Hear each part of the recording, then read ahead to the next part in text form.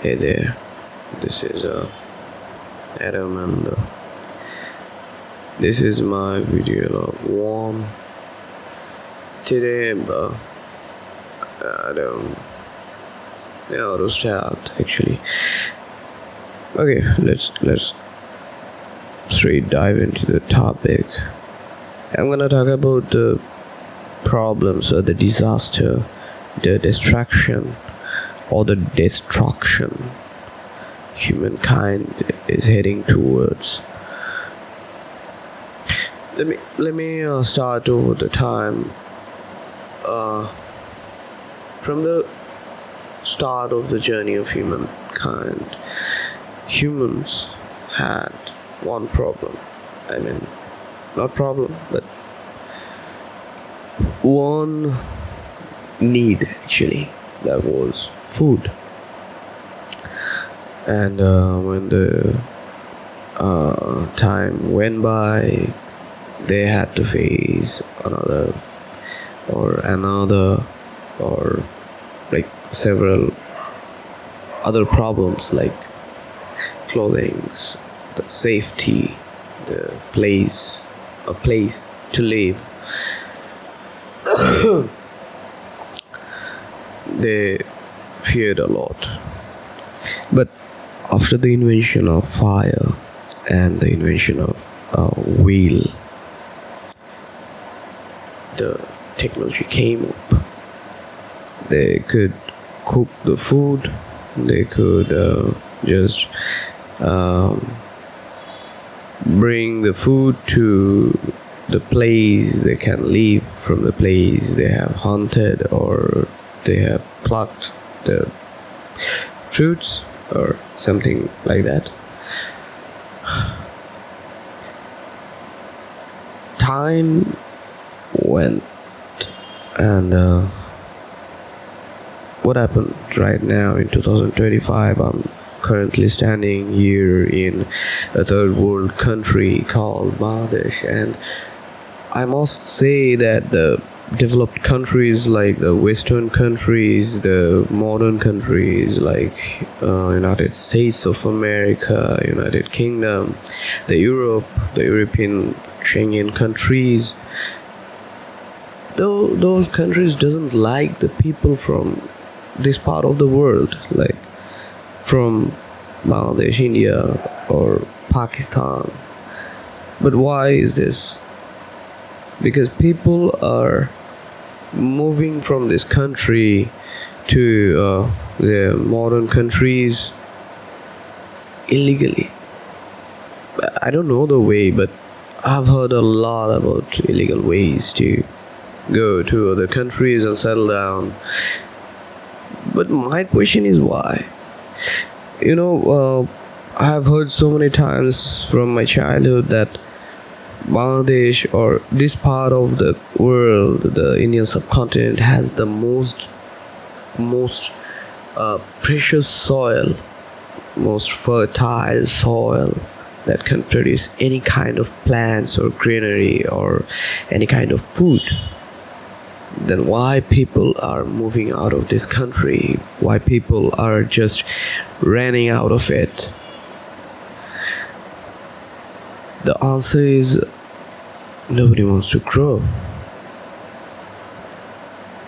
Well, because see, I'm 27 years old. I've lived maybe over 10,000 of days, probably. I'm not into the math right now yet, but almost it can be more or less. But listen, I eat 3 times a day, so if I live at least 5,000 days, I have eaten almost 15,000 times in my whole life. But I produced nothing, not a grain. That's the problem. I don't know how to produce. I don't know how to grow food. And I don't know where to go. Because my grandfather did all of this. My father knew maybe half of those production, raise, But I know nothing about it. Maybe my whole life will be wasted behind a table, sitting on a chair and typing the blabberings like Python scripts, the JavaScript, TypeScript, Next.js, Nuxt.js, Angular, Vue, and the thousands of programming languages. For what? I don't know. I don't have any kind of answers for that.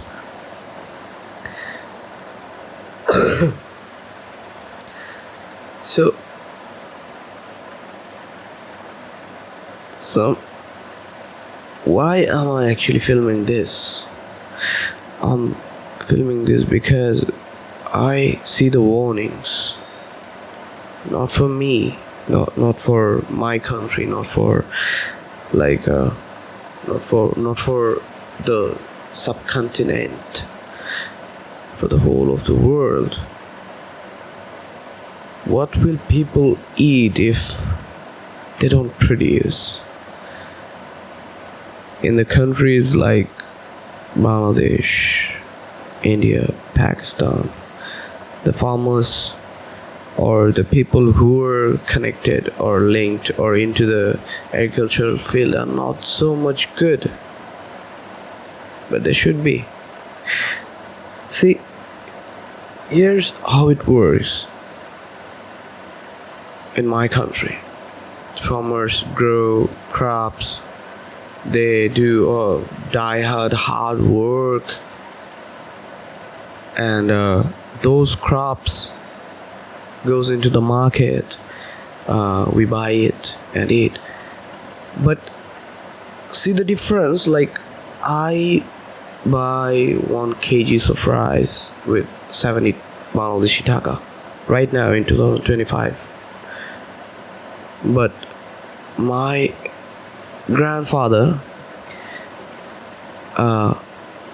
doesn't get like what should I say, like 25% of it in a raw crop. The farmers get 22% of the market value. So they're not good enough. So that's why the people who are connected into the agricultural field is moving out, moving to the city, moving to the capital in search of jobs, to get a better life, to get a stable life. And it's not good. It's not that much good, because if they walk out, there will be no food to eat, and there's no point of typing, collecting data, or analyzing it, pointing out the problem, or just taking out or making out or figuring out a solution, just sitting into a round table in a air conditioning room. It's not how it works. It doesn't work. We are heading towards a century where everything's gonna be robotic. But will robot produce culture, farm the food for us? I don't think so.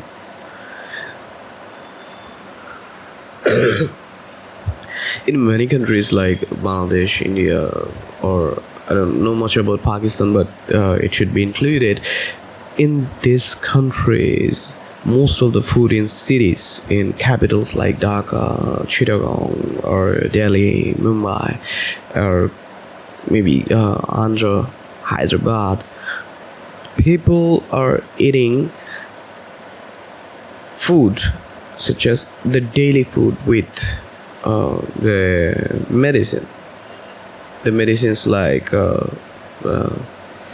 formaldehyde, or like formalin, or like the pesticides or the preservatives. They use a lot of things in Bangladesh. The fruits have a lot of preservatives that if you just eat 1 year continuously daily fruit from any like any market from Dhaka city, there's a chance that you might be caught by cancer just because of the preservatives. Because if you don't provide the preservatives, the fruits will be rotten in 2 to 3 days. But what sellers do, they the amount of apples, the amount of fruits they buy from their buyers, from the producers, they can't sell all the apples, all the oranges in like 2 to 3 days, in 1 week. They can't do it. So they apply more and more preservatives, so that they can just preserve it for 30 to 40 days. Isn't it over for a human body? Yes, it is. So why should we need to preserve this? Because we don't have enough supplies, enough resources, and without enough resources, we are running towards the doomsday, the end of the massacre, the Qayamat, the whatever I should say.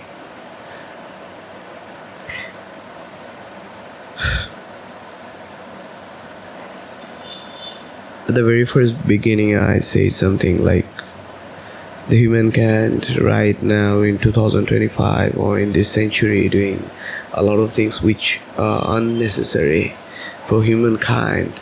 We don't need a luxurious life. It's not a need. It's a like you want to do it, but you don't need it, because those people living out there, they never felt the hunger. People are just turning their agricultural land into buildings, super malls, markets. What would we do with a market if there's no food in the market?